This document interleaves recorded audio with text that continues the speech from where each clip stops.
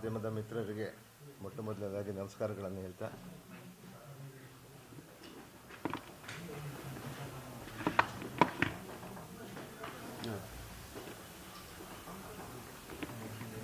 ಇಲ್ಲ mic on ಮಾಡಿಸುತ್ತೆ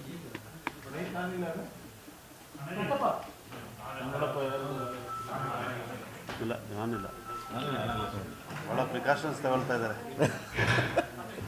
ನಾವು ಮಾತಾಡ್ಕೊಬಾರ್ದು ಅಲ್ಲ ನಾವು ಏನು ಮಾತಾಡಬಾರ್ದು ಅಂತೇಳಿ ಪ್ರಿಕಾಷನ್ ತಗೊಳ್ತಾ ಇದಾದ ಮೈಕು ಹಾಂ ಎಲ್ರಿಗೂ ನಮಸ್ಕಾರ.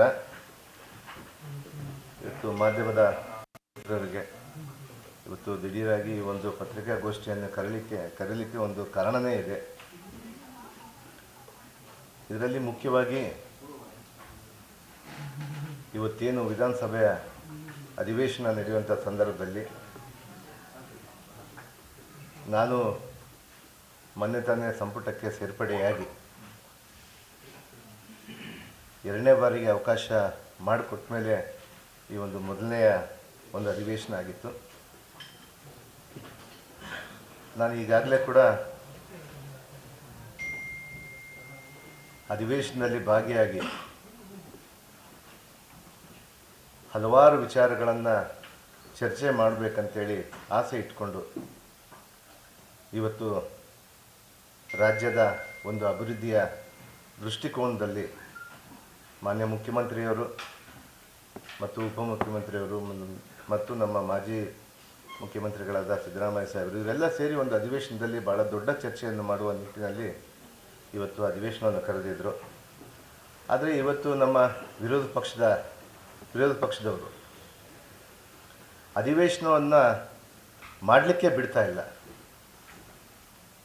ಅಧಿವೇಶನದಲ್ಲಿ ಚರ್ಚೆ ಮಾಡೋಕ್ಕೂ ಬಿಡ್ತಾ ಇಲ್ಲ. ಅದಕ್ಕೂ ಒಂದು ಕಾರಣ, ಭಾಳ ದೊಡ್ಡ ಕಾರಣ ಇದೆ. ಅದು ಅವರೆಲ್ಲ ಸೇರಿ ಮೊನ್ನೆ ತಾನೇ ಮಂತ್ರಿಮಂಡಲಕ್ಕೆ ಸೇರಿದ ಮೇಲೆ ನನ್ನನ್ನು ರಾಜೀನಾಮೆ ಮಾಡಿ ಅಂಥೇಳಿ ಅವರು ಸದನದ ಬಾವಿಗೂ ಇಳಿಲಾರ್ದೇನೆ ಅಥವಾ ಹೊರಗಡೆ ಕೂಡ ಅವ್ರು ಏನು ಅಲ್ಲಿಂದ ಅವ್ರಿಗೆ ಏನು ಬೇಕಾಗಿದೆ, ಅವ್ರ ಬೇಡಿಕೆ ಏನು ಬೇಕಾಗಿದೆ ಅನ್ನುವಂಥ ವಿಚಾರವನ್ನು ಕೂಡ ಅವರು ಅವರವರ ಸ್ಥಾನಗಳಲ್ಲಿ ಕುಂತು ಮಾತ್ರನೇ ವಿರೋಧವನ್ನು ವ್ಯಕ್ತಪಡಿಸ್ತಾ ಇದ್ದಾರೆ. ಆದರೆ ನಾವು ಈ ರಾಜ್ಯದ ಜನತೆಗೆ ಮತ್ತು ಮುಖ್ಯವಾಗಿ ನನ್ನ ಸಮುದಾಯದ ಜನತೆಗೆ ನಾನು ಬೆಳಕು ಚೆಲ್ಲಬೇಕು. ಯಾಕಂದರೆ ಇದರಲ್ಲಿ ವಾಲ್ಮೀಕಿಯ ನಿಗಮದಿಂದ ಹಗರಣ ಆಗಿದೆ ಅನ್ನುವಂಥ ವಿಚಾರದಿಂದ ಇವತ್ತು ಅವರು ನನ್ನ ರಾಜೀನಾಮೆಯನ್ನು ಕೇಳ್ತಾ ಇದ್ದಾರೆ. ಹಗರಣದ ವಿಚಾರಕ್ಕೆ ಬಂದಾಗ ಪ್ರತಿನಿತ್ಯ ಅವರ ಘೋಷಣೆಗಳನ್ನು ನೋಡಿದ್ರೆ ನನಗೆ ತುಂಬ ಮನಸ್ಸು ನೋವಾಗುತ್ತೆ. ವಾಲ್ಮೀಕಿಯವರ ಬಗ್ಗೆ ಆಗಿರ್ಬೋದು ಮತ್ತು ಸಮಾಜದ ಬಗ್ಗೆ ಆಗಿರ್ಬೋದು ಮತ್ತು ಅವರು ವಿಚಾರಗಳನ್ನು ಆ ಸದನದಲ್ಲಿ ನಿಂತು ಒಂದು ಸುಳ್ಳನ್ನು 100 ಬಾರಿ ಹೇಳಿ ಸತ್ಯ ಮಾಡೋಕ್ಕೆ ಹೊರಟಿದ್ದಾರೆ. ಅದನ್ನು ಚರ್ಚೆಗೆ ಬನ್ನಿ ಅಂತೇಳಿ ನಾವು ಹಲವಾರು ಬಾರಿ ಕೇಳಿದ್ದೀವಿ. ಇವತ್ತು ಮಾನ್ಯ ನಮ್ಮ ಸಭಾಧ್ಯಕ್ಷರು ಕೂಡ ಅವ್ರಿಗೆ ಹೇಳಿದ್ದಾರೆ, BSc ಮೀಟಿಂಗ್ಗಳಲ್ಲಿ ಹೇಳಿದ್ದಾರೆ ಚರ್ಚೆಗೆ ಬನ್ನಿ ಅಂತೇಳಿ. ನಾವು ಉತ್ತರ ಕೊಡೋಕ್ಕೆ ನಾವೆಲ್ಲ ಕೂಡ ತಯಾರಿದ್ದೀವಿ. ಇವತ್ತು ಮಾನ್ಯ ಮುಖ್ಯಮಂತ್ರಿಯವರೇ ಹೇಳಿದ್ದಾರೆ, ಅದನ್ನು ನೀವು ಏನು ಕೇಳಿದ್ರು ಕೂಡ ನೀವು ಸದನದಲ್ಲಿ ಬಂದು ನಾವು ಚರ್ಚೆಗೆ ಸಿದ್ಧ ಇದ್ದೀವಿ ಅಂತೇಳಿ. ಈ ಪ್ರಕರಣದಲ್ಲಿ ಏನಾಗಿದೆ ಅನ್ನುವಂಥದ್ದನ್ನು ನಾವು ರಾಜ್ಯದ ಜನತೆಗೂ ಬೆಳಕು ಚೆಲ್ಲಬೇಕು, ನಮ್ಮ ಸಮುದಾಯಕ್ಕೂ ಬೆಳಕು ಚೆಲ್ಲಬೇಕಂತೇಳಿ ನಮ್ಮ ನಾಯಕರು ಕೂಡ ಈಗಾಗಲೇ ಕೂಡ ತಿಳಿಸಿದ್ದಾರೆ. ಮಾನ್ಯ ಮುಖ್ಯಮಂತ್ರಿ ಆಗಿರ್ಬೋದು, ಉಪಮುಖ್ಯಮಂತ್ರಿ ಆಗಿರ್ಬೋದು, ನಮ್ಮ ಸಹೋದ್ಯೋಗ ಸಂಪುಟದ ಸದಸ್ಯರುಗಳು ಎಲ್ಲ ಮಂತ್ರಿಗಳು ಕೂಡ ನಾವು ಆ ಚರ್ಚೆಗೆ ರೆಡಿಯಾಗಿದ್ದೀವಿ ನಾವು. ಆದರೂ ಕೂಡ ಅವರು ವಿನಾಕಾರಣ ಇವತ್ತು ಆ ಚರ್ಚೆಗೆ ಬರೋಕ್ಕೆ ಆಗ್ತಾಯಿಲ್ಲ ಅವರಿಗೆ. ಒಂದು ವಿಚಾರ, ಅದಕ್ಕೆ ನಾನು ಸದನದ ಶಕ್ತಿ ಒಂದು ಕಡೆ ಆದರೆ ಮತ್ತೊಂದು ಅದೇ ರೀತಿಯಾದಂಥ ದೊಡ್ಡ ಮಟ್ಟದಲ್ಲಿ ಯಶಸ್ವಿಯಾಗಿ ಈ ದೇಶದ ಜನತೆಗೆ ಕಣ್ಣು ತೆರೆಸುವಂಥ ಕೆಲಸ ಮಾಡೋದು ನಮ್ಮ ಪತ್ರಿಕಾ ರಂಗ. ಇದು ಒಂದು ದೊಡ್ಡ ಶಕ್ತಿ ಅನ್ನುವಂಥ ವಿಚಾರದಿಂದ ಇವತ್ತು ಸದನದಲ್ಲಿ ಆಗುವಂಥ ಕೆಲಸವನ್ನು ಮಾಧ್ಯಮದ ಮೂಲಕ ಈ ರಾಜ್ಯದ ಜನಕ್ಕೆ ತಿಳಿಸ್ಬೇಕಂತೇಳಿ ನಾನು ಪತ್ರಿಕಾಗೋಷ್ಠಿಯನ್ನು ಕರೆದಿದ್ದೀನಿ. ಇವತ್ತು ಇಡೀ ಪ್ರಕರಣ ಕಳೆದ 3 ವರ್ಷದಿಂದ ನಡ್ಕೊಂಡು ಬಂತು, 2 ವರ್ಷದಿಂದ.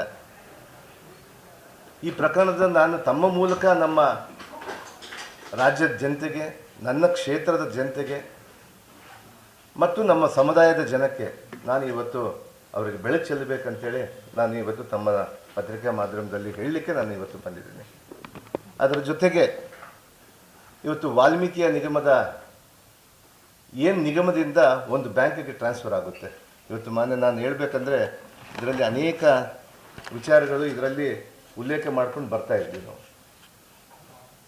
ನಾನು ತಮ್ಮ ಮೂಲಕ ತಮಗೆಲ್ಲ ಕೂಡ ತಿಳಿದಿದೆ ಇದನ್ನೆಲ್ಲ ಕೂಡ ಯಾವ ರೀತಿ ಆಗಿದೆ ಏನಂತೇಳಿ. ಆದರೂ ಕೂಡ ನಾನು ಮತ್ತೊಮ್ಮೆ ಈ ರಾಜ್ಯದ ಜನತೆಗೆ ಜೊತೆಗೆ ನಮ್ಮ ಸರ್ಕಾರ ಇದರ ಮೇಲೆ ಯಾವ ರೀತಿ ನಿಟ್ಟು ನಿಲುವನ್ನು ಹೊಂದಿದೆ ಅನ್ನುವಂಥ ವಿಚಾರವನ್ನು, ಆಡಳಿತ ಸರ್ಕಾರ ಯಾವ ರೀತಿ ನಿಟ್ಟು ನಿಲುವನ್ನು ಹೊಂದಿದೆ ಅನ್ನುವಂಥ ವಿಚಾರವನ್ನು ಹೇಳಲಿಕ್ಕೆ ಇವತ್ತು ಮಾಧ್ಯಮದ ಮೂಲಕ ಜನತೆಗೆ ತಿಳಿಸಲಿಕ್ಕೆ ಇವತ್ತು ನಾನು ಪ್ರಯತ್ನ ಮಾಡ್ತಾ ಇದ್ದೀನಿ. ಅದರ ಜೊತೆಗೆ ಇವತ್ತು 187 ಕೋಟಿ ರೂಪಾಯಿ ನಮ್ಮ ನಿಗಮದಿಂದ ಯಾವುದೇ ಒಂದು ಬೋರ್ಡ್ ಮೀಟಿಂಗ್ ಇಲ್ದೇನೆ, ನನ್ನ ಗಮನಕ್ಕೂ ಬಾರ್ದೇನೆ, ಅಲ್ಲಿರುವಂಥ ಚೇರ್ಮನ್ ಗಮನಕ್ಕೂ ಬಾರ್ದೇನೆ ಆ ಹಣ ವರ್ಗಾವಣೆ ಆಗುತ್ತೆ. ನನಗೆ ನಿಜವಾಗ್ಲೂ ನಾನು ಹೇಳ್ತೀನಿ, ಯಾವತ್ತೂ ಕೂಡ ಮೊದಲಿಂದ ನಾನು ಹೇಳ್ಕೊಂಡು ಬಂದಿದ್ದೀನಿ, ಒಬ್ಬ ಅಲ್ಲಿ ಚೇರ್ಮನ್ ಇದ್ಮೇಲೆ ನನ್ನ ಪ್ರಕ್ರಿಯೆ ಜಾಸ್ತಿ ಇರೋದಿಲ್ಲ. ಆದರೂ ಕೂಡ ನಾನು ಅಲ್ಲಿರುವಂಥ ನಿಗಮದ MD ಅವರು ಮತ್ತು ಬ್ಯಾಂಕ್ನವರು, ಯೂನಿಯನ್ ಬ್ಯಾಂಕ್ ಆಫ್ ಇಂಡಿಯಾ, ನನಗೆ ಇನ್ನೊಂದು ಮುಖ್ಯವಾಗಿ ಆ ನಿಗಮದಲ್ಲಿ ಎಲ್ಲಿ ಹಣ ಯಾವ ಬ್ಯಾಂಕಲ್ಲಿ ಅಕೌಂಟ್ ಇದೆ ಅನ್ನುವಂಥ ವಿಚಾರವನ್ನು ಕೂಡ ನಾನು ತೆಗೆದುಕೊಂಡಿದ್ದಿಲ್ಲ. ಯಾಕಂದರೆ ಫಸ್ಟ್ ಟೈಮ್ ನಾನು ಮಂತ್ರಿ ಆಗಿದ್ದೆ. ಅದಾದ ನಂತರ ಬೇರೆ ಬೇರೆ ವಿಚಾರಗಳಲ್ಲಿ ನಾವು ರಾಜ್ಯದಲ್ಲಿ ಸುತ್ತಾಡುವಂಥ ವಿಚಾರದಲ್ಲಿ ನಿಗಮಕ್ಕೆ ನಾನು ಒಂದೇ ಸರ್ತಿ ಹೋಗಿದ್ದೆ. ಅದಾದಮೇಲೆ ಅವ್ರು ಏನು ಮಾಡಿದ್ದಾರೆ, ಆ 187 ಕೋಟಿಯನ್ನು ವಿತೌಟ್ ಫೈನಾನ್ಷಿಯಲ್ ಅಪ್ರೂವಲ್ ತೊಗೊಳ್ಳಾರ್ದೇ, ವಿತೌಟ್ ಬೋರ್ಡ್ ಮೀಟಿಂಗ್ ಆಗ್ಲಾರ್ದೇ ಆ 187 ಕೋಟಿ ರೂಪಾಯಿಯನ್ನು ಯೂನಿಯನ್ ಬ್ಯಾಂಕ್ ಆಫ್ ಇಂಡಿಯಾಗೆ ಕಳಿಸ್ಕೊಟ್ಟಿದ್ದಾರೆ. ಅದಾದ ನಂತರ ತಮಗೆಲ್ಲ ಕೂಡ ಗೊತ್ತಂಗನೆ ಅಲ್ಲ ಒಬ್ಬ ಚಂದ್ರಶೇಖರ್ ಅನ್ನುವಂಥ ವ್ಯಕ್ತಿ ಆತ್ಮಹತ್ಯೆ ಮಾಡಿಕೊಂಡ.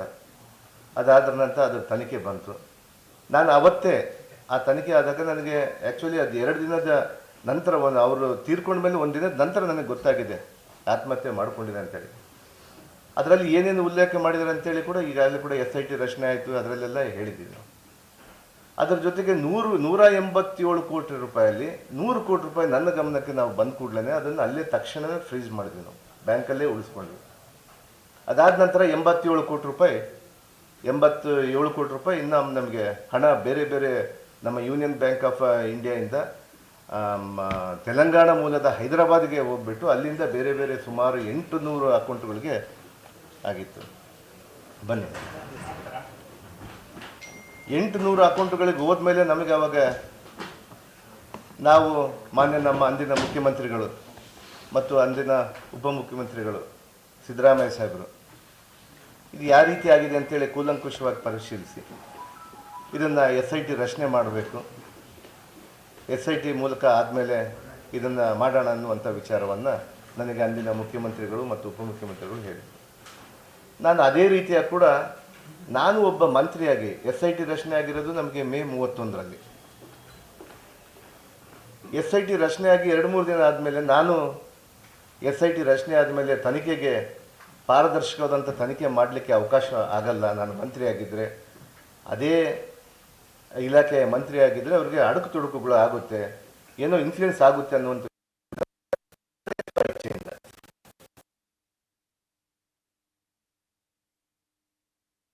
ನಾನು ನನ್ನ ರಾಜೀನಾಮೆ ಸಲ್ಲಿಕೆ ಮಾಡಿದೆ. ಅದಾದ ನಂತರ ಈ 87 ಕೋಟಿ ರೂಪಾಯಿಯಲ್ಲಿ ಕೂಡ 84.68 ಲಕ್ಷ ಏನೋ ಆಗಿತ್ತು. ಅದರಲ್ಲಿ ನಮಗೆ ಈ ದೇಶನೇ ಮೆಚ್ಚುವಂಥ ಕೆಲಸ ನಮ್ಮ SIT ಮಾಡಿದೆ. ಇವತ್ತು ನಮ್ಮ SIT, ಕರ್ನಾಟಕದ SIT ಬಹುಶಃ ಈ ದೇಶದಲ್ಲಿ ಕೂಡ ಹಗರಣ ಆಗಿದ್ದು ಕೆಲವೇ ದಿನಗಳಲ್ಲಿ ನಾವು ಮತ್ತೆ ಆ ಹಣವನ್ನು ವಾಪಸ್ ತಂದಿರುವಂಥ ಕೀರ್ತಿ ಯಾರ್ದಾದ್ರೂ ಅಂದರೆ ಅದು ನಮ್ಮ ಕರ್ನಾಟಕದ SIT ಅನ್ನುವಂಥ ವಿಚಾರವನ್ನು ನಾನು ತಿಳಿಸ್ತೀನಿ. ಯಾಕಂದರೆ ಸುಮಾರು 84.68 ಕೋಟಿಯಲ್ಲಿ ಕೂಡ ಈಗಾಗಲೇ ಕೂಡ ತನಿಖೆ ಮಾಡಿ ಪ್ರತಿಯೊಬ್ಬರಿಗೆ ಹೋಗ್ಬಿಟ್ಟು ಡೇ ಆ್ಯಂಡ್ ನೈಟ್ 24/7 ಕೆಲಸ ಮಾಡಿದ್ದಾರೆ. ಅಲ್ಲಿನ ಅಧಿಕಾರಿಗಳು ಭಾಳ ಅದ್ಭುತವಾಗಿ ಕೆಲಸ ಮಾಡಿದ್ದಾರೆ.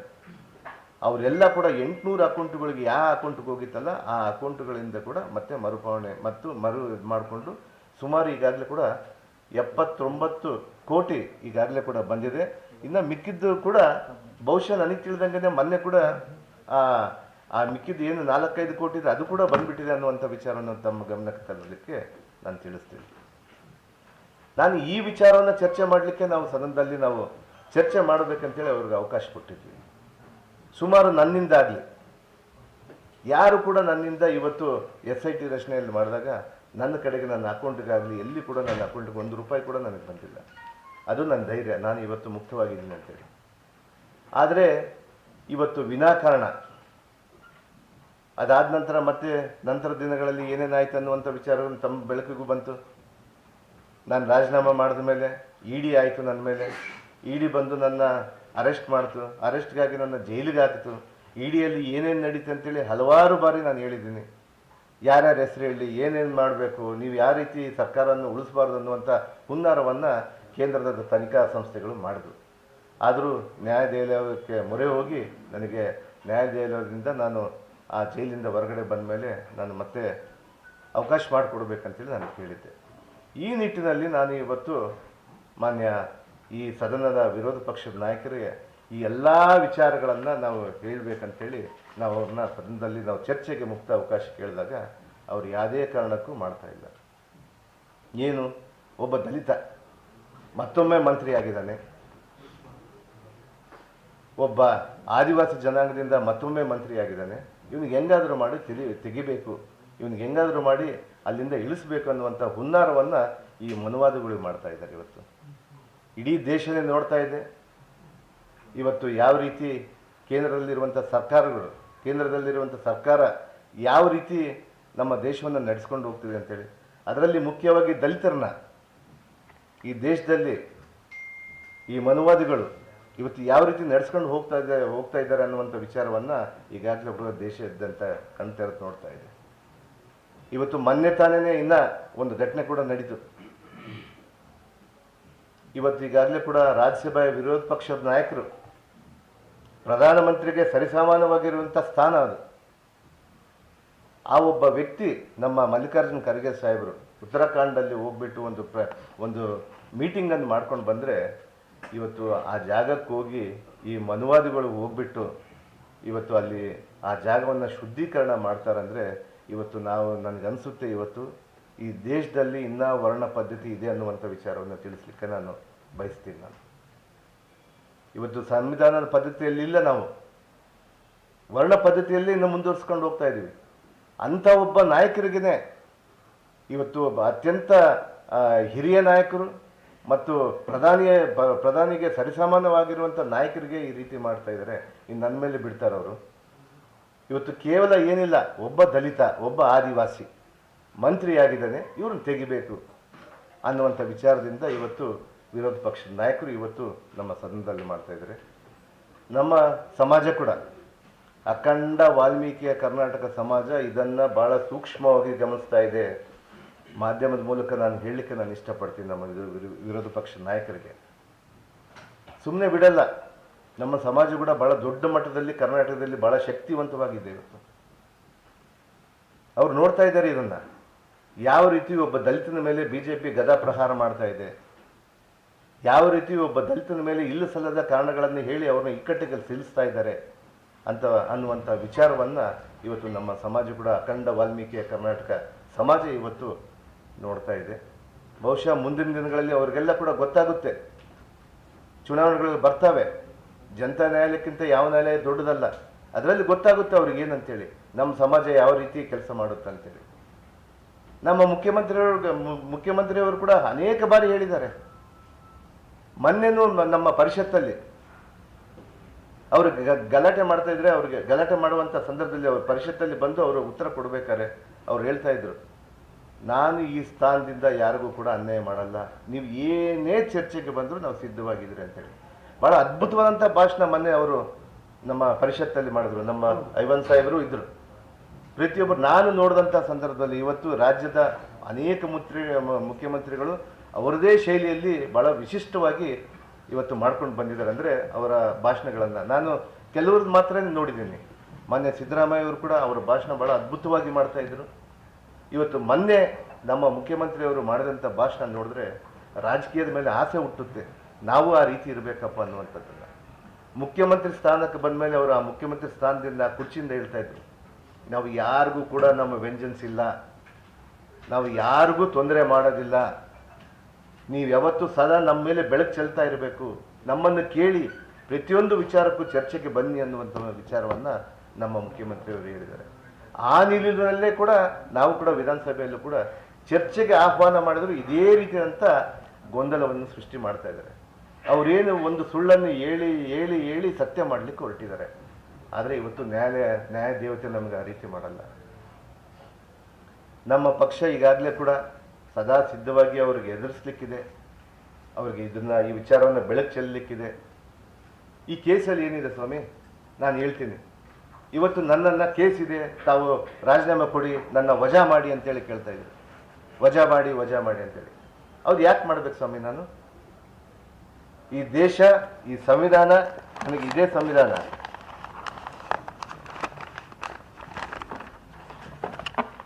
ಈ ಸಂವಿಧಾನ ನನ್ನ ಕಾಪಾಡ್ತಾ ಇದೆ.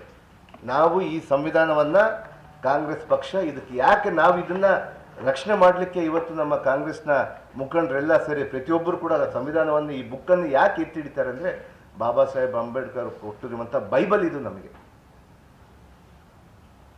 ಈ ಸಂವಿಧಾನ ನಮಗೆ ರಕ್ಷಣೆ ಮಾಡುತ್ತೆ. ಇವತ್ತು ನೀವಲ್ಲ ಸ್ವಾಮಿ, ವಿಧಾನಸಭೆಯಲ್ಲಿ ಬಂದು ನಮ್ಮ ಮುಗ್ಧ ಜನರಿಗೆ ಏನೇನೋ ಹೇಳಿಬಿಟ್ಟು ಸುಳ್ಳು ಹೇಳಿ ಒಬ್ಬ ದಲಿತನ್ನ ಯಾವ ರೀತಿ ಆದರೂ ತಾವು ಬಳಸ್ಕೋಬೋದು ಅಂತೇಳಿ ಮನುವಾದಿಗಳು ಏನು ಮಾಡ್ತಾ ಇದ್ದಾರಲ್ಲ, ಇದು ನಡೆಯಲ್ಲ. ಈ ಸಂವಿಧಾನ ನನ್ನನ್ನು ರಕ್ಷಣೆ ಮಾಡುತ್ತೆ. ಬಾಬಾ ಸಾಹೇಬ್ ಅಂಬೇಡ್ಕರ್ ಕೊಟ್ಟಂಥ ಸಂವಿಧಾನ ನನ್ನ ರಕ್ಷಣೆ ಮಾಡುತ್ತೆ. ಹೌದು, ಕೆಲವರೆಲ್ಲ ಹೇಳ್ತಾ ಇರ್ತಾರೆ ಕೇಸ್ ಅಂದ ಕೂಡಲೇ ದಲಿತ ಅಂತೇಳಿ. ಹೌದು ಸ್ವಾಮಿ, ನಾನು ದಲಿತನೇ, ಹುಟ್ಟು ದಲಿತ, ನಾನು ಸಾಯೋದು ಕೂಡ ದಲಿತಾಗೆ ಸಾಯ್ತೀನಿ.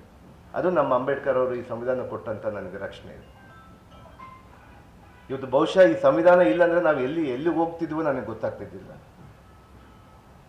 ಅಂಥ ರೀತಿಯಾಗಿ ಇವತ್ತು ನಮ್ಮ ವಿರೋಧ ಪಕ್ಷದವರು ಹಲವಾರು ಜ್ವಲಂತ ಸಮಸ್ಯೆಗಳನ್ನು ಬಿಟ್ಟು ಇವತ್ತು ಈ ಕೇಸನ್ನು ಇಟ್ಕೊಂಡು ಇವತ್ತು ನನ್ನ ರಾಜೀನಾಮೆಯನ್ನು ಕೇಳ್ತಾ ಇದ್ದಾರೆ. ಇವತ್ತು ಬಹುಶಃ ಇವತ್ತು ಭಾಳ ಜನ ಇವತ್ತು ದೇಶದಲ್ಲಿರುವಂಥ ಅನೇಕ ಮಂತ್ರಿಗಳು, ಇವತ್ತು ದೇಶವನ್ನು ನಡೆಸುವಂಥ ಮಂತ್ರಿಗಳಲ್ಲಿ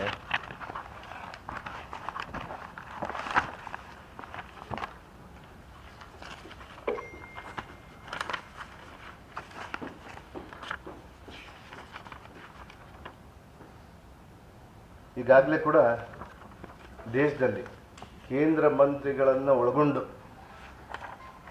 ಸುಮಾರು ದೇಶದ BJP ಅಧಿಕಾರದಲ್ಲಿರುವಂಥ ಮಂತ್ರಿಮಂಡಳ ಸುಮಾರು 336 ಜನ ಇದ್ದಾರೆ. ಅದರಲ್ಲಿ 78 ಜನ ಕೇಂದ್ರ ಮಂತ್ರಿಗಳು ಕೂಡ ಇದ್ದಾರೆ. ಈ 326 ಜನದಲ್ಲಿ 126 ಜನದ ಮೇಲೆ ಗಂಭೀರವಾದಂಥ ಪ್ರಕರಣಗಳಿದ್ದಾವೆ. ಅವ್ರು ಯಾಕೆ ರಾಜೀನಾಮೆ ಕೇಳಲ್ಲ ಸ್ವಾಮಿ ನೀವು? ಇವತ್ತು ನಾನು ಕಾಂಗ್ರೆಸ್ ಪಕ್ಷ, ಒಬ್ಬ ದಲಿತ ಅಂತೇಳಿ ತಾವು ಕೇಳ್ತಾ ಇದ್ದೀರಾ. 126 ಜನದ ಮೇಲೆ ಇವತ್ತು ಗಂಭೀರವಾದಂಥ ಪ್ರಕರಣಗಳು. ಅದು ಹೇನಸ್ ಅಂದರೆ ನಿಮಗೆ ಕಿಡ್ನ್ಯಾಪ್ ಆಗಿರ್ಬೋದು, ರೇಪ್ ಆಗಿರ್ಬೋದು, ಅಟೆಂಪ್ಟ್ ಮರ್ಡರ್ ಆಗಿರ್ಬೋದು, ಮಾನಭಂಗಗಳು ಆಗಿರ್ಬೋದು. ಇವತ್ತು ತಾವೆಲ್ಲರೂ ತಾವೇ ನೋಡ್ತಾ ಇದ್ದೀರಿ. ಇವತ್ತು ಸುವೇಂದ್ರ ಅಧಿಕಾರಿ ಅಂತೇಳಿ ನಮ್ಮ ಪಶ್ಚಿಮ ಬಂಗಾಳದ ಮುಖ್ಯಮಂತ್ರಿ ಇದ್ದಾರೆ, ಅವ್ರ ಮೇಲೆ 29 ಕೇಸ್ಗಳಿದ್ದಾವೆ, ಗಂಭೀರವಾದಂಥ ಪ್ರಕರಣಗಳಿದ್ದಾವೆ. ಇಲ್ಲ ಸ್ವಾಮಿ, ಕೆಲವರಿಗೆಲ್ಲ ನ್ಯಾಯಾಲಯಗಳು ಹೋದ್ಮೇಲೆ ಅಲ್ಲಿಂದ ವಾಪಸ್ ಅಂದರೆ ಅವ್ರ ಮೇಲೆ ಏನಿಲ್ಲ ಅಂತೇಳಿ ಬರುತ್ತೆ. ನನಗೂ ಅದೇ ನಂಬಿಕೆ ಇದೆ. ನನಗೆ ಇವತ್ತು ಬೇಲ್ ಕೊಟ್ಟು ಕಳಿಸಿದ್ದಾರೆ. ಹೌದು, ನೀನು ಬಾರಿ ಇನ್ನು ಅಪರಾಧಿ ಅಲ್ಲ, ನಿನ್ನ ಮೇಲೆ ಬರೀ ಆರೋಪ ಬಂದಿದೆ ಅಂತೇಳಿ. ನಾನು ಈ ಸಂವಿಧಾನದಲ್ಲಿ ಏನೇನು ಬೇಕೋ ಅದನ್ನೆಲ್ಲ ಕೂಡ ನಾನು ರಕ್ಷಣೆ ಕೊಡಲಿಕ್ಕೆ ನ್ಯಾಯ ವ್ಯವಸ್ಥೆ ಕೂಡ ನಾನು ಹೋಗಿದ್ದೀನಿ. ಈ ಕೇಂದ್ರ ಸಂಸ್ಥೆಗಳು ಇವನ್ನ ಇಟ್ಕೊಂಡು ಅದನ್ನು ನನ್ನ ಮೇಲೆ ಇಲ್ಲ ಸಲ್ಲದ ವ್ಯವಹಾರಗಳನ್ನು, ಇಲ್ಲ ಸಲ್ಲದ ಆರೋಪಗಳನ್ನು ಮಾಡಿ ನನಗೆ ಇಕ್ಕಟ್ಟಲ್ಲಿ ಸಿಲಿಸಿದಾಗ ನ್ಯಾಯದೇವರ ರಕ್ಷಣೆ ಕೊಟ್ಟಿದೆ. ಇವರೇನು ನ್ಯಾಯದೇವರುಗಳ ಆ ಸ್ಥಾನದಲ್ಲಿ ಕುಂತು ನೀನು ಆರೋಪಿ, ನೀನು ಕನ್ವಿಕ್ಟ್ ಆಗಿದೆ, ನಿನಗೆ ಆಗಿದೆ ಅಂತೇಳಿ. ನಾನು ಎಲ್ಲನೂ ಕನ್ವಿಕ್ಟ್ ಆಗಿದ್ದೇನೆ ಸ್ವಾಮಿ, ನನಗೆ ಅವಕಾಶ ಇದೆ. ಈ ಸಂವಿಧಾನದಲ್ಲಿ ನನ್ನ ಮೂಲಭೂತ ಹಕ್ಕು ಅದು. That is my fundamental right. ನನಗೆ ಆ ಹಕ್ಕನ್ನು ಕೂಡ ತಾವು ಕಳಿಸಿದ್ದೇ ಇದ್ರೆ ಹೆಂಗೆ ಸ್ವಾಮಿ? ನನ್ನ ರಾಜೀನಾಮೆ ಕೇಳೋಕ್ಕಿಂತ ಮೊದಲು ನೀವು 126 ಜನದ ರಾಜೀನಾಮೆ ಮಾಡಿಸಿ, ಮುಖ್ಯಮಂತ್ರಿ ಸುವೇಂದ್ರ ಅಧಿಕಾರಿ ಅವ್ರನ್ನ ರಾಜೀನಾಮೆ ಮಾಡಿಸಿ, ಅಸ್ಸಾಂ ಮುಖ್ಯಮಂತ್ರಿ ಆದಂಥ ಹೇಮಂತ ಬಿಶ್ವಾಸ್ ಅವ್ರನ್ನ ರಾಜೀನಾಮೆ ಮಾಡಿಸಿ, ಅವ್ರನ್ನ ರಾಜೀನಾಮೆ ಬಿಟ್ಟು ಒಬ್ಬ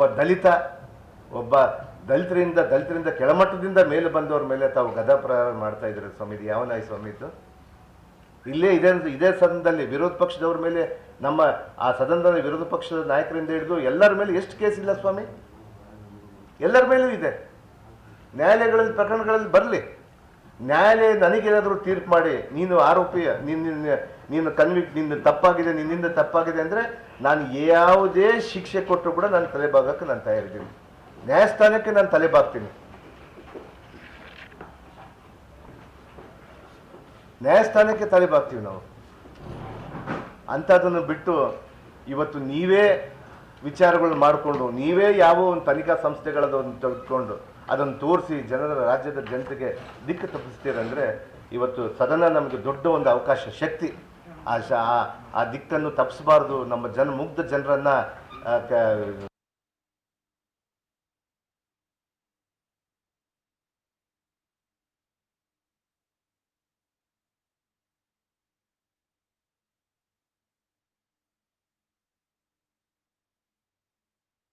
ಬೆಳಕಿಗೆ ಚೆಲ್ಲಿ ನಾನು ಇವತ್ತು ಊರಲ್ಲಿದ್ದರೆ ನಾನೇ ಉತ್ತರ ಕೊಡ್ತಿದ್ದೆ ಅನ್ನುವಂಥ ವಿಚಾರ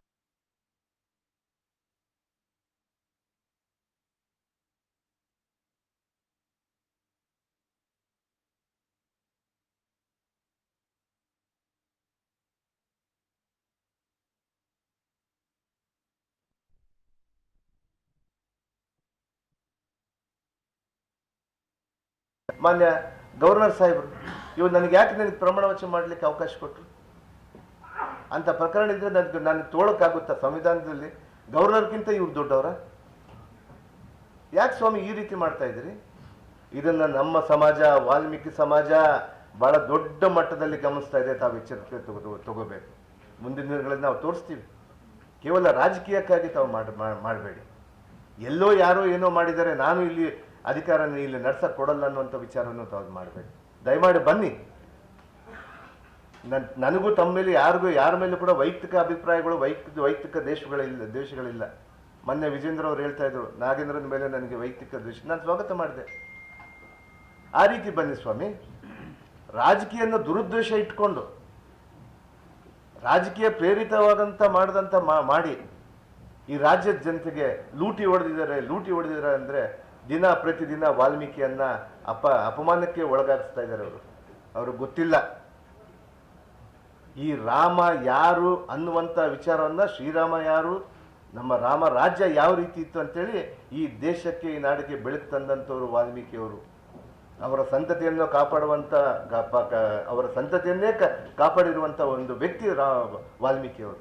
ಅವ್ರ ಮೇಲೆ ಈ ರೀತಿಯಾದಂಥ ದಿನ ಇಲ್ಲ ಸಲ್ಲದ ಕಾರಣ ವಾಲ್ಮೀಕಿ ಮೇಲೆ ಒಂದು ಹಗರಣವನ್ನು ಮಾಡಿದಂಥದ್ದು ವಾಲ್ಮೀಕಿನೇ ಮಾಡಿದ್ದಾರೆ ಅನ್ನುವಂಥ ವಿಚಾರವನ್ನು ತಿಳಿಸ್ತೀರಲ್ಲ ಸ್ವಾಮಿ? ನಿಮಗೆ ಗೊತ್ತಿಲ್ಲ ಮೊನ್ನೆ ತಾನೇ ದೇಶದಲ್ಲಿ ಏನು ನಡೀತು ಅಂತೇಳಿ? ರಾಮನ ಹುಂಡಿ ಕದ್ದರು. ಅದಕ್ಕಿಂತ ದೊಡ್ಡವರು ಯಾರಿದ್ದಾರೆ? ಅಂತ ಒಂದು ಕೃತ್ಯಕ್ಕಿಂತ ದೊಡ್ಡ ಕೃತ್ಯನ? ನಾವು ನಮ್ಮನೆಯವರು ಕೂಡ ಹೋಗಿ ಹುಂಡಿಯಲ್ಲಿ ದುಡ್ಡು ಹಾಕಿ ಬಂದಿದ್ದೀವಿ. ನಮ್ಮ ರಾಮ ಇಲ್ಲ ಒಳ್ಳೇದಾಗಬೇಕು, ಈ ಭಾಗಕ್ಕೆ ಒಳ್ಳೇದಾಗಬೇಕು, ರಾಮರಾಜ್ಯ ಮತ್ತೆ ಬರಬೇಕನ್ನುವಂಥದ್ದು. ರಾಮರಾಜ್ಯ ಬರಲಿಕ್ಕೆ ಮಾಡ್ತಾ ಇಲ್ಲ ಇವರು ಮನುವಾದಿಗಳು. ಈ ಮನುವಾದಿಗಳು ಇನ್ನ ಕೆಳಮಟ್ಟದಲ್ಲಿರುವಂಥ ಅವನು ಅಲ್ಲೇ ಇರಬೇಕು. ವರ್ಣ ಪದ್ಧತಿನ ಮತ್ತೆ ತರಬೇಕು. ಕೆಳಗಿನವನು ಕಾಲಿನಲ್ಲಿ ಹುಟ್ಟಂಥವನು ಶೂದ್ರನಂತೇಳಿ ಅವ್ರು ಏನು ಭಾವಿಸಿದಾರಲ್ಲ ವರ್ಣ ಪದ್ಧತಿಯಲ್ಲಿ. ತಲೆಯಿಂದ ಹುಟ್ಟಿದಂಥವರು ಬ್ರಾಹ್ಮಣರು, ತೋಳದಿಂದ ಹುಟ್ಟಿದಂಥವರು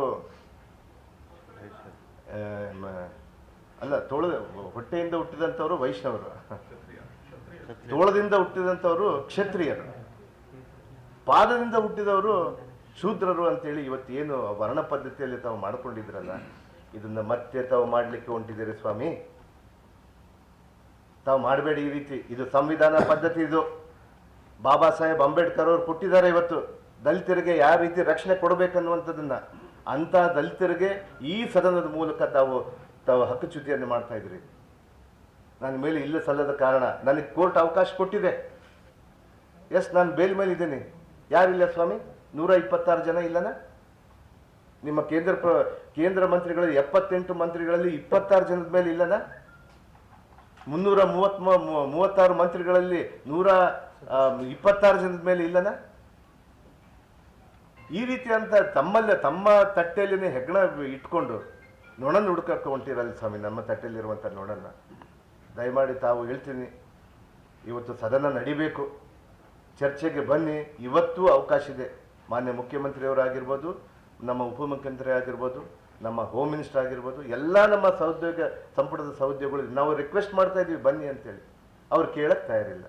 ಅವ್ರು ಏನು ಹೇಳ್ತಾ ಇದ್ದಾರೆ, ನಾವು ನಮ್ಮ ತನಿಖೆ ನಮ್ದಪ್ಪ ಆಂತರಿಕ ತನಿಖೆ ಅವ್ರೇನೋ ಮಾಡ್ಕೊಂಡಿದ್ದಾರೆ. ಬನ್ನಿ ಸ್ವಾಮಿ, ಕೋರ್ಟ್ಗೆ ಹಾಕಿ. ಕೋರ್ಟ್ ನ್ಯಾಯಾಲಯದಲ್ಲಿ ಇದೆ ಅಲ್ಲ, ಪ್ರಕರಣ ನ್ಯಾಯಾಲಯದಲ್ಲಿ ಇದ್ದಾಗ ತಾವು ಯಾವ ರೀತಿ ನನ್ನ ಮೇಲೆ ತಪ್ಪಿಸ್ತ ಅಂತೇಳಿ ತೋರಿಸ್ತೀರಿ? ನ್ಯಾಯಾಲಯಕ್ಕಿಂತ ಇವ್ರು ದೊಡ್ಡವರ? ಈ ರೀತಿಯಾದಂಥ ಕೃತ್ಯನ ಇವತ್ತು ನಮ್ಮ ವಿರೋಧ ಪಕ್ಷದವರು ಮಾಡಲಿಕ್ಕೆ ಹೊಂಟಿದ್ದಾರೆ. ಈಗಾಗಲೇ ಕೂಡ ಬಹಳಷ್ಟು ಜ್ವಲಂತ ಸಮಸ್ಯೆಗಳಿದ್ದಾವೆ. ಇವತ್ತು ನಿನ್ನೆ ತಾನೇ ನಮ್ಮ ಪಕ್ಷದ ಶಾಸಕರೆಲ್ಲ ಕೂಡ ಹಿಂದೆಯಿಂದ ಕೂಗಾಡ್ಕೊತಾ ಇದ್ರು. ಪಾಪ ನಮ್ಮ ಸಭಾಧ್ಯಕ್ಷರ ಜೊತೆಗೆ, ಸಭಾಧ್ಯಕ್ಷರೇ ನಮಗೆ ಅವಕಾಶ ಕೊಡಿ, ನಮ್ಮಲ್ಲಿ ಕಾವೇರಿ ಪ್ರಾಬ್ಲಮ್ ಇದೆ, ಕಾವೇರಿಯ ನೀರಿನ ಪ್ರಾಬ್ಲಮ್ ಇದೆ, 2 ರಾಜ್ಯಗಳಿಗೆ ದೊಡ್ಡ ಗಲಾಟೆ ಬಿದ್ದಿದೆ, ಇದನ್ನು ತಾವು ಯಾವ ರೀತಿ ಸರಿಪಡಿಸಬೇಕು, ನಮ್ಮ ಜನತೆಗೆ ನಾವು ಏನು ಉತ್ತರ ಕೊಡಬೇಕು, ನಮ್ಮ ಸಮಯದಲ್ಲಿ ನಮಗೆ ಎಷ್ಟು ನೀರು ಬೇಕು, ಎಷ್ಟು ಬಿಡಬೇಕು, ನಮ್ಮ ರೈತರನ್ನ ಯಾವ ರೀತಿ ಕಾಪಾಡಬೇಕು ಅನ್ನುವಂಥದ್ದನ್ನ ಬೆಳಕಿಗೆ ಚೆಲ್ಲಲಿಕ್ಕೆ ನಮ್ಮ ಶಾಸಕರು, ಅನೇಕ ಶಾಸಕರು ಹೇಳಲಿಕ್ಕೆ ರೆಡಿ ಇದ್ದಾರೆ. ಬರಗಾಲದ್ದು ಈಗಾಗಲೇ ಕೂಡ ತಾಂಡವಾಡ್ತಾ ಇದೆ. ಬರಗಾಲದ ಬಗ್ಗೆ ಚರ್ಚೆ ಬಂದರೆ ಅಂದರೆ ಬರಗಾಲ ಬೇಡ ನಮಗೆ, ಅದೇನು ನೀವೆಲ್ಲ ಘೋಷಣೆ ಮಾಡಿದ್ರೆ ಅಂತೇಳಿ ಎಲ್ಲ ಯಾವುದೋ ಒಂದು ಇದು ಕೊಟ್ಟು ಹೋಗ್ತಾ ಇದ್ದಾರೆ, ಉತ್ತರಗಳನ್ನು ಕೊಟ್ಟು ಹೋಗ್ತಾ ಇದ್ದಾರೆ. ಅದಕ್ಕೆ ನಾನು ಮಾನ್ಯ ನಮ್ಮ ವಿರೋಧ ಪಕ್ಷದವರಲ್ಲಿ ನಾನು ಮನವಿ ಮಾಡ್ತೀನಿ, ತಾವು ಬನ್ನಿ ಸ್ವಾಮಿ, ಚರ್ಚೆಗೆ ಬನ್ನಿ, ಅವಕಾಶ ಕೊಡಿ. ಇವತ್ತು ನ್ಯಾಯಾಲಯಕ್ಕಿಂತ ದೊಡ್ಡವರು ತಾವಲ್ಲ, ಸಂವಿಧಾನದಲ್ಲಿ ಗವರ್ನರ್ಗಿಂತ ದೊಡ್ಡವರು ತಾವಲ್ಲ. ಗವರ್ನರ್ ಅವರು ನನ್ನ ಪ್ರಮಾಣ ವಚನ ಮಾಡಿಸಿದ್ದಾರೆ, ಮುಖ್ಯಮಂತ್ರಿಯವರು ಅನೇಕ ಬಾರಿ ಹೇಳಿದ್ದಾರೆ, ಅವನಿಂದ ತಪ್ಪಾಗಿದ್ರೆ ನಾನು ಅವನ್ನ ತಗೊಳ್ತಾನೇ ಇದ್ದಿಲ್ಲ ಅಂತ ಹೇಳಿದ್ರು. ಅವತ್ತು ಮಾತು ಕೊಟ್ಟಿದ್ರು, ಇಲ್ಲ ತಾವು ರಾಜೀನಾಮೆ ಮಾಡ್ಬೇಕಂತೇಳಿ. ಅಂದಿನ ಮುಖ್ಯಮಂತ್ರಿಗಳು ಸಿದ್ದರಾಮಯ್ಯ ಸಾಹೇಬರು, ಅಂದಿನ ಉಪಮುಖ್ಯಮಂತ್ರಿಗಳು ನಮ್ಮ ಡಿ ಕೆ ಶಿವಕುಮಾರ್ ಸಾಹೇಬರು, ನಮ್ಮ ಹೈಕಮಾಂಡ್ ಕೂಡ ಹೇಳಿತ್ತು, ಇಲ್ಲ ಮಾಡೋ ಅವಶ್ಯಕತೆ ಇಲ್ಲ ಅಂತೇಳಿ. ನಮ್ಮ 3 ನಾಯಕರು, ಜಮೀರಣ್ಣ ಇರ್ಬೋದು, ಇವರೆಲ್ಲರೂ ಕರ್ಕೊಂಡು ಬಂದು ನನಗೆ ಒತ್ತಡ ಹಾಕಿ ರಾಜೀನಾಮೆ ಮಾಡಿಸಿಲ್ಲ. SITಯಲ್ಲಿ ಕ್ಲಿಯರ್ ಆದಮೇಲೆ ಸತ್ಯತೆ ಬಂದಮೇಲೆ ಮತ್ತೆ ತೊಗೊಂತೀವಿ ಅಂತೇಳಿ. ಆ ರೀತಿಯಾಗಿ 2 ವರ್ಷ ಮುಂಚೆನೇ ತೊಗೋಬೇಕಂತೇಳಿ ಮಾನ್ಯ ನಮ್ಮ ಮುಖ್ಯಮಂತ್ರಿಯವರು ಕೂಡ ಹೇಳಿದರು. ಆದರೆ ಇವತ್ತು ನಾನು ಮಂತ್ರಿ ಆಗಿದೆ ಅಂತ ಹೇಳುವಂಥ ವಿಚಾರ ಅಲ್ಲ, ಆದರೆ ನಾನು ನಿರಪರಾಧಿ, ಒಬ್ಬ ಈ ದಲಿತನ್ನ ಅಪರಾಧಿ ಮಾಡಲಿಕ್ಕೆ ಹೊಂಟಿದಿರಲ್ಲ, ಅದು ನನಗೆ ಭಾಳ ನೋವಾಗಿದೆ. ಈ ದೇಶದಲ್ಲಿ ಇನ್ನೂ ವರ್ಣ ಪದ್ಧತಿ ಇದೆ ಅನ್ನುವಂಥ ವಿಚಾರ ಭಾಳ ನನಗೆ ಅದು ಹೇಳಲಿಕ್ಕೆ ನನಗೆ ಭಾಳಷ್ಟು ನೋವಾಗುತ್ತೆ. ಇಂಥ ಯುಗದಲ್ಲಿ ಮತ್ತೆ ಹುಟ್ಟು ಬಂದೀವಿ ಅಂತೇಳಿ. ಅದಕ್ಕೆ ದಯಮಾಡಿ ನಮ್ಮ ವಿರೋಧ ಪಕ್ಷದವರು ಹೇಳ್ತೀರಿ, ದಲಿತರ ಮೇಲೆ ತಾವು ಇಂಥ ಕೆಂಪು ಕಣ್ಣನ್ನು ತಾವು ತೋರಿಸ್ಬೇಡಿ. ದಲಿತರ ಬಗ್ಗೆ, ಆದಿವಾಸಿಗಳ ಬಗ್ಗೆ ತಾವು ಕರುಣೆ ಇರಬೇಕು. ಒಬ್ಬ ದಲಿತ ಮೇಲೆ ಬಂದರೆ ಖುಷಿ ಪಡಬೇಕು. ಒಬ್ಬ ಆದಿವಾಸಿಗಳು ಜನಸಾಮಾನ್ಯರಲ್ಲಿ ಬಂದು ಅವನು ಒಳ್ಳೆ ಕೆಲಸ ಮಾಡ್ತಾ ಅಂದರೆ ಅದಕ್ಕೆ ಖುಷಿ ಪಡಬೇಕು. ಅದನ್ನು ಬಿಟ್ಟು ತಾವೆಲ್ಲ ಯಾವುದೋ ಒಂದು ರಾಜಕೀಯನ ತೆಗೆದುಕೊಂಡು ಬಂದುಬಿಟ್ಟು ಅವರು ನನ್ನ ಮೇಲೆ ಕೆಸರು ಎಚ್ಚಕ್ಕೆ ಪ್ರಯತ್ನ ಮಾಡ್ತಿದ್ರಲ್ಲ, ಇದು ಮಾಡಬೇಡಿ ಸ್ವಾಮಿ ಅನ್ನುವಂಥ ವಿಚಾರವನ್ನು ತಿಳಿಸ್ತೀನಿ.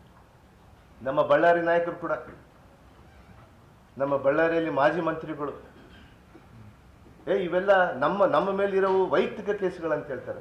ಸ್ವಾಮಿ ತಾವು ತಿಳ್ಕೊಳ್ರಿ, ಮಾಜಿ ಮಂತ್ರಿಗಳು ರಾಮಲವರೇ ತಾವು ತಿಳ್ಕೊಬೇಕು ಇದನ್ನೆಲ್ಲ. ಸಂವಿಧಾನ ಹೇಳುತ್ತಂತೇಳಿ IPC ಎಲ್ಲರಿಗೂ ಒಂದೇನೆ, ದೇಶದ ಪ್ರಧಾನಿ ಆಗಿರ್ಬೋದು, ಕಾಮನ್ ಮ್ಯಾನ್ ಆಗಿರ್ಬೋದು, ಲೇಮೆನ್ ಆಗಿರ್ಬೋದು, ಯಾರಾದರೂ ಕೂಡ ಎಲ್ಲರೂ ಒಂದೇನೆ, ಎಲ್ಲರಿಗೂ ಸೆಕ್ಷನ್ ಒಂದೇನೆ ಅನ್ವಯ ಆಗುತ್ತೆ.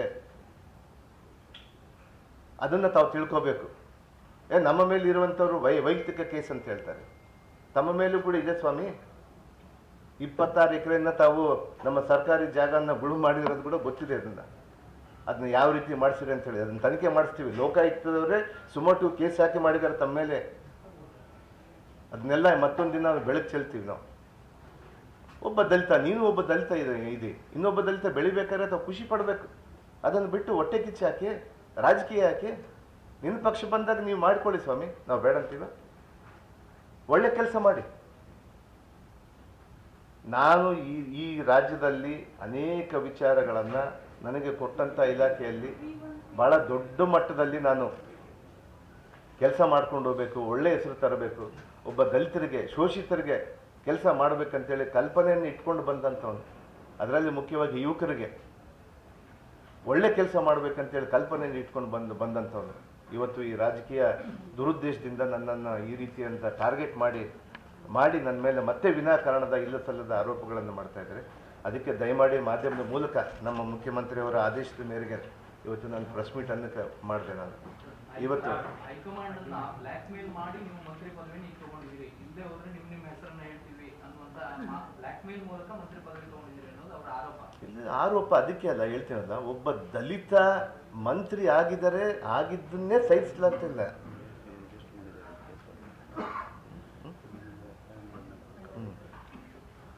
ಆಮೇಲೆ ನೋಡಿ, ಇನ್ನೊಂದು ಮುಖ್ಯವಾದಂಥ ವಿಚಾರ ನಮ್ಮ ಪೊನ್ನಣ್ಣ ಸಾಹೇಬ್ರು ಹೇಳಿದ್ರು, ಕೆಲವು ವಿಚಾರಗಳಲ್ಲಿ ತಾವು ಇಡಿಯಲ್ಲಿ ಏನೇನು ಮಾಡಿದ್ದಾರೆ ಅಂತೇಳಿ ನಾನು ಪದೇ ಪದೇ ಹೇಳಿದ್ದೀನಿ. ಕೆಲವು ವಿಚಾರಗಳಲ್ಲಿ ನಾನು ಯಾವುದು ಬ್ಲ್ಯಾಕ್ ಮೇಲ್, ತಮ್ಮ ಪ್ರಶ್ನೆಗೆ ನಾನು ಹೇಳ್ತೀನಿ, ಯಾವುದು ಬ್ಲ್ಯಾಕ್ ಮೇಲ್ ಮಾಡಿ ತೊಗೊಂಡಿಲ್ಲ, ಅಂಥದ್ದಿಲ್ಲ. ಕೂಲಂಕುಷವಾಗಿ ಪರಿಶೀಲನೆ ಮಾಡಿದ್ದಾರೆ. ನನ್ನ ಭಾಗಕ್ಕೆ ಯಾರಿಗೆ ಮಂತ್ರಿ ಮಾಡಬೇಕಂದ್ರೆ ನಮ್ಮಲ್ಲಿರುವಂಥ ಎಲ್ಲ ಶಾಸಕರು ಅರ್ಹರಿದ್ದರು. ಆದರೆ ನಾವು ರಾಜಕೀಯ ಮಾಡಬೇಕಲ್ಲ, ಅಲ್ಲಿ ನಾವು ಯಾವ ರೀತಿ ಗೆದ್ಕೊಂಡ್ಬರ್ಬೇಕು, ನಮ್ಮ ಪಕ್ಷವನ್ನು ಯಾವ ರೀತಿ ಮುನ್ನಡೆಸ್ಬೇಕಂತ ಹೇಳಿದ್ರಲ್ಲ, ಅದಕ್ಕೆ ಕಾರಣಕ್ಕೆ ನನಗೆ ಕೊಟ್ಟಿದ್ದಾರೆ, ನನ್ನ ಮೇಲೆ ಒಂದು ನಂಬಿಕೆ ಇಟ್ಕೊಂಡು ಕೊಟ್ಟಿದ್ದಾರೆ. ಎಲ್ಲರನ್ನ ಒಗ್ಗೂಡಿಸ್ಕೊಂಡು ಹೋಗ್ತಾರೆ, ಒಂದು ಒಳ್ಳೆ ಕೆಲಸ ಮಾಡ್ತಾರೆ ಅನ್ನೋಂಥ ವಿಚಾರದಿಂದ ಅವ್ರು ಕೊಟ್ಕೊಂಡು ಹೋಗಿದ್ದಾರೆ. ಅದರಲ್ಲಿ ಮುಖ್ಯವಾಗಿ ನೋಡಿ, ಇಡಿಯಲ್ಲಿ ಕೂಡ ಏನಾಯಿತು, ಇಡಿಯಲ್ಲಿದ್ದಾಗ ನಮ್ಮ ಅಧಿಕಾರಿನ ಕಲ್ಲೇಶ್ ಅನ್ನುವಂಥ ಒಬ್ಬ ಅಧಿಕಾರಿನ ಅವನ ಮೇಲೆ, ನನ್ನ ಮೇಲೆ ಅಂತಲ್ಲ, ಅವನ ಮೇಲೆ ಕೂಡ ಅವ್ರ ಮೇಲೆ ಕೂಡ ಭಾಳಷ್ಟು ಪ್ರಯತ್ನ ಮಾಡಿದ್ರು. ನೀವು ಅವ್ರ ಹೆಸರು ಹೇಳ್ರಿ, ಇವ್ರ ಹೆಸರು ಹೇಳ್ರಿ ಅಂತೇಳಿ. ಅಪ್ಪ ಪಾಪ ಗಾಬರಿ ಆಗಿಬಿಟ್ಟು, ಪಾಪ ಸರ್ಕಾರಿ ಅಧಿಕಾರಿ ಏನು ಮಾಡ್ಬೇಕಂತ ದಿಕ್ಕು ತೋಚಲಿಲ್ಲ. ಅವ್ರು ಹೋಗಿ ನೆಕ್ಸ್ಟ್ ಡೇ ಕಂಪ್ಲೇಂಟೇ ಮಾಡಿದ್ವಿ ನಾವು ಅವ್ರ ಮೇಲೆ. ಅಂದರೆ ಈ ರೀತಿಯಾದಂಥ ಘಟನೆಗಳು ನಡ್ಕೊಂಡು ಬಂದಿದ್ವು. ಇದನ್ನು ಅಂತ ಇಂಥ ಸಂದರ್ಭ ಅಂದರೆ ಭಾಳಷ್ಟು ಮಾಡಿದ್ದಾರೆ. ಆದರೆ ಇವತ್ತು ಇಲ್ಲ ಸಲ್ಲದ ಕಾರಣಗಳಿಂದ ನಮ್ಮ ವಿರೋಧ ಪಕ್ಷದವರು ಈ ರೀತಿ ಮಾಡ್ತಾ ಇದ್ದಾರೆ. ಒಬ್ಬ ದಲಿತನ ಮತ್ತೆ ಬೆಳೆದು ಬರಬಾರದು ಅನ್ನುವಂಥ ವಿಚಾರವನ್ನು ಮಾಡ್ತಾ ಇದ್ದಾರೆ ಅನ್ನುವಂಥ ವಿಚಾರವನ್ನು ನಾನು ತಿಳಿಸ್ತೀನಿ. ಸರ್, ಈ ಮಧ್ಯೆ ಸಿಬಿಐ ರಾಜ್ಯಪಾಲರಿಗೆ ಪ್ರಾಸಿಕ್ಯೂಷನ್ಗೆ ಅನುಮತಿ ಕೇಳಿ ಪತ್ರ ಬರೆದಿದೆ ಸರ್. ಈ ಬೆಳವಣಿಗೆ ಮಧ್ಯದಲ್ಲಿ ಬರೀಲಿ, ಅದು ಕಾಮನ್, ಅದೆಲ್ಲ ಬರುತ್ತಲ್ಲ. ಅದಾದರೂ ಕೂಡ ನಾನು ಈಗಾಗಲೇ ಕೂಡ ಬೇಲ್ ತಗೊಂಡು ಬಂದಿದ್ದೀನಿ. ಅನುಮತಿ ಕೊಟ್ಟರೆ ಮಾಡ್ತಾರೆ ಅದನ್ನು. ಅದರಲ್ಲಿ ಏನು ತಪ್ಪಿದೆ ಹೇಳಿ? ಮಾಡಬೇಕಲ್ಲ, ಯಾವತ್ತಾದರೂ ಒಂದು ದಿನ ಮಾಡಬೇಕಲ್ಲ.